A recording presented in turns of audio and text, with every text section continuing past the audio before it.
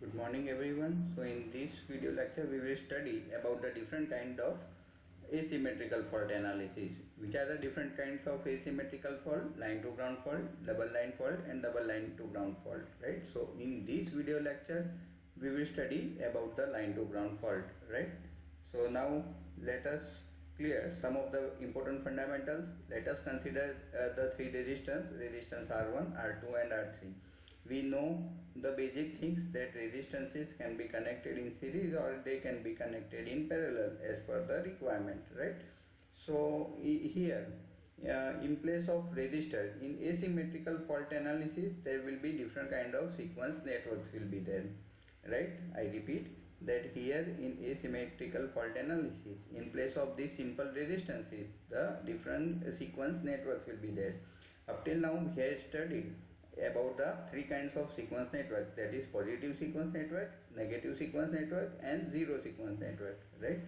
So let us say the current in the first resistor is I1, current in second resistor is I2 and current in the third resistor is I3, right? So if the same current is same, right, same current is flowing in all resistances and there is addition of voltages, then how we can connect all these resistances? We have to connect all these resistances in series, right? Second, if the current is additive and the voltages are same, then we will connect all the resistances in parallel, right? So same fundamentals will be equally applied for the sequence networks also in this particular case, right? So let us study how we can apply the concept of sequence networks in this solution of asymmetrical fault analysis, right? So now let us study. Okay, we also know about the Thevenin's theorem, right? So what do you mean by Thevenin's theorem? Any linear bilateral network can be represented by Thevenin's voltage in series with the Thevenin's resistance, right? So in the exactly same way, here in asymmetrical fault analysis, all the sequence network will be represented by any equivalent Thevenin voltage in series with the Thevenin resistance, right? So the concept of Thevenin theorem will be applied here for the solution of asymmetrical fault, right? Now let us see. Up till now we had already studied that whenever any asymmetrical fault will occur, then the fault current will flow, right? That fault current will be comprises of three parts: positive sequence current, negative sequence current and the zero sequence current, right? And the impedance applied to the positive sequence currents is called positive sequence impedance. Similarly, the negative and zero sequence current will provide the impedance to the negative and zero sequence currents, right? We had also studied the different kind of sequence network for generator, transformer and transmission line and load, right? So same fundamentals will be used in this particular lecture as well, right? So now let us apply the concept of Thevenin's theorem for the positive sequence network, right? If there is a one positive sequence network, then that positive sequence network can be represented by its equivalent Thevenin voltage in series with the Thevenin impedance, right? So here in case of the positive sequence network, what do you mean by the Thevenin's voltage? Let us say its equivalent voltage is EA and the Thevenin's equivalent impedance is Z1, right? Where Z1 is the total, we can say, positive sequence impedance of the network, right? And the terminal voltage will be VA1, right? So here I had drawn this particular network on a single phase basis, right?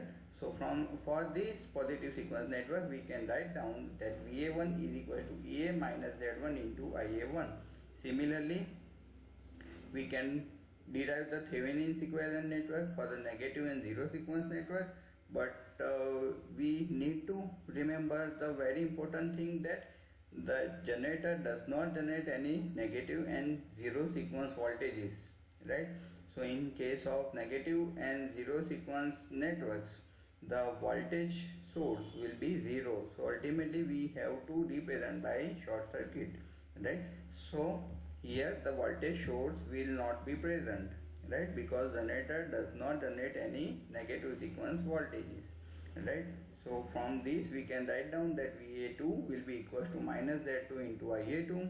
Similarly, we can draw for the zero sequence network, but in zero sequence network, do remember that total impedance Z0 can be given by 3Zn plus Zg0, right?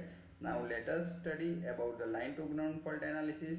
That in case of the line to ground fault, now whenever we have to do any fault analysis, right, first of all, let us apply one line to ground fault in phase A, right? So what we have to do for the fault analysis, derive the equations of current, derive the equations of voltage, then let us see what do you mean by fault current, right? So these three basic things you need to carry out in each and every asymmetrical fault analysis. Number one, derive the equation of current.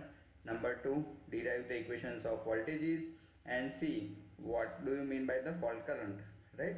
So in this line to ground fault, we are knowing that if the fault will occur in phase A, then current in phase B and phase C will be 0. So IB and IC will be 0, right? Now what is the equation of voltage? That VA can be given by IA into ZF, right? Here the total voltage will be VA, can be given by IA into ZF, right? So we can get and third, what do you mean by fault current? In this case, fault current is nothing but IA, right? So IA is called the fault current, right? Because line to ground fault has been occurred in phase A, right? So IA is the fault current, right? So now let us derive that what kind of relation is prevailing between IA1, IA2 and IA0, right? So if all the currents are same, then we have to connect positive sequence network, negative sequence network and zero sequence network in series. If all the current are additive in nature, then we have to connect all the sequence network in parallel, right? So let us see that we are knowing that from this equation we can derive as IA1 is equals to this, right? So we are knowing that IB and IC are 0, right? So we will get IA1 is equals to 1 by 3 into IA. Similarly, we can derive the equation of IA2, which can be given by 1 by 3 into IA. Similarly, IA0 will be equals to 1 by 3 into IA, right? So what we are getting? We are getting IA0, IA1 and IA2 are same and its value is 1 by 3 into IA. So all the currents are additive in nature, right? So this is very important equation, right? Okay, what about the voltage? VA can be given by VA1 plus VA2 plus VA0, where any positive sequence any phase voltage can be divided into the three parts. Positive sequence voltage is VA1, right? Negative sequence voltage means VA2 and zero sequence voltage means VA0, right? So this is the equation of voltage, right? So and third, we are knowing that VA is equals to IA into ZF, right? So using this we will come to know that how ZF will be connected in the circuit, right? So now we are knowing that from the first equation I can tell that IA is equals to 3 times IA1, right? So IA is equals to 3 times IA1. So this IA1 I had kept as it is and this 3 I had taken with ZF, right? Now we are having these three important equations. First equation shows the relation between the currents, second shows relation between the voltages, and third equation shows how ZF will be connected in the series, that is for how we can connect the fault impedance in the circuit, right? So now let us consider these three networks. First one shows the positive sequence network, second shows the negative sequence network, and third one shows the zero sequence network, right? We are knowing that all the three currents IA1, IA2 and IA0 are equal, so we have to connect all the networks in series. And second, voltage is additive, so that total voltage will be equal to VA, where VA will be equal to VA1 plus VA2 plus VA0. So right, so if we will consider the first and second equation, then we will get this network, right? So IA1 is equals to IA2 plus is equals to IA0, and total voltage VA will be given by VA1 plus VA2 plus VA0, right? And third equation shows how this fault impedance will be connected in the overall circuit, right? So we can get that VA is equal to IA1 into 3ZF, right? So what will be this impedance?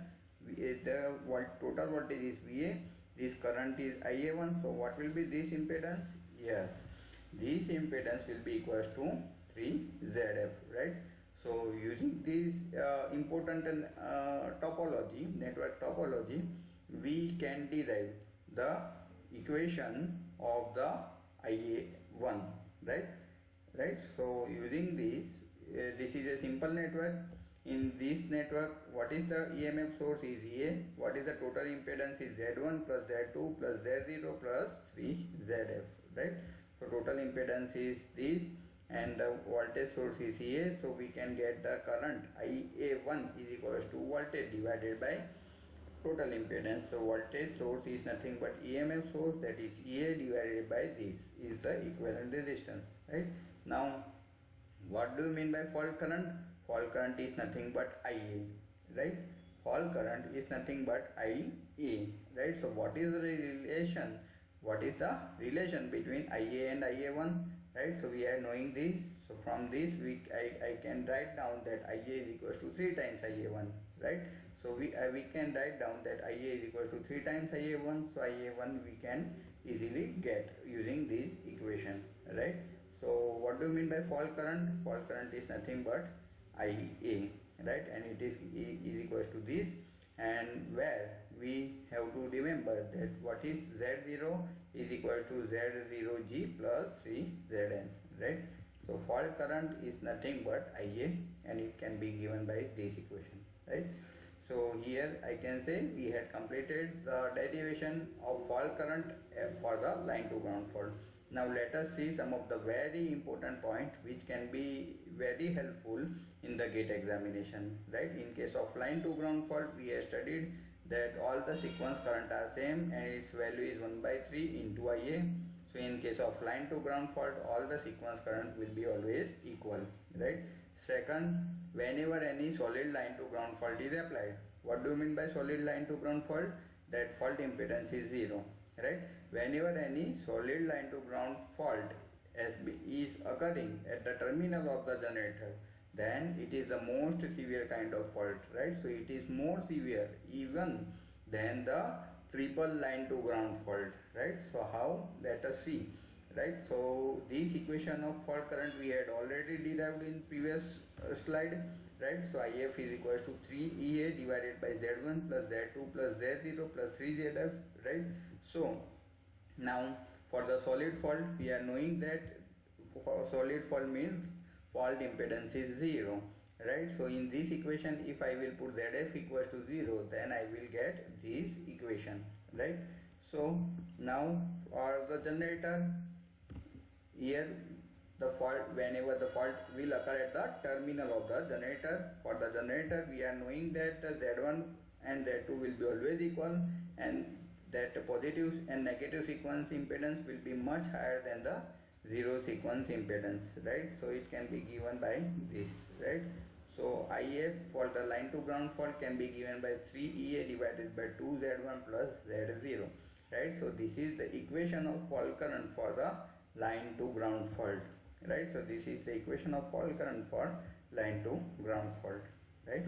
Similarly, for the triple LG fault, we can give the equation of the fault current using this equation, EA divided by Z1. So it can be given by this, right?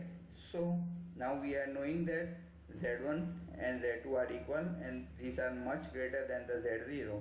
So here in the first equation, denominator is 2Z1 plus Z0, and in the second equation, denominator is 3Z1, right? So which will be larger? Yes, this 3Z1 will be much larger than this 2Z1 plus Z0, right? So we can say this will be much larger, and numerator is same in both the equations, right? So this will be much larger in case if the fault is occurring at the terminal of the generator, right? So this denominator will be much larger, so we can say this fault current will be lesser, right, than the line to ground fault, right? So this is very important conclusion, that if the line to ground fault occurs at the terminal of the generator, then it is much severe than the triple line to ground fault, right? So thank you. Today we are keeping up to this. I want to pass one of the very important slogan by Sri Swami Vivekananda, that do one thing at a time, but whenever you are doing, put your whole soul into it, so that you will definitely achieve your goal. Thank you all. Thank you very much.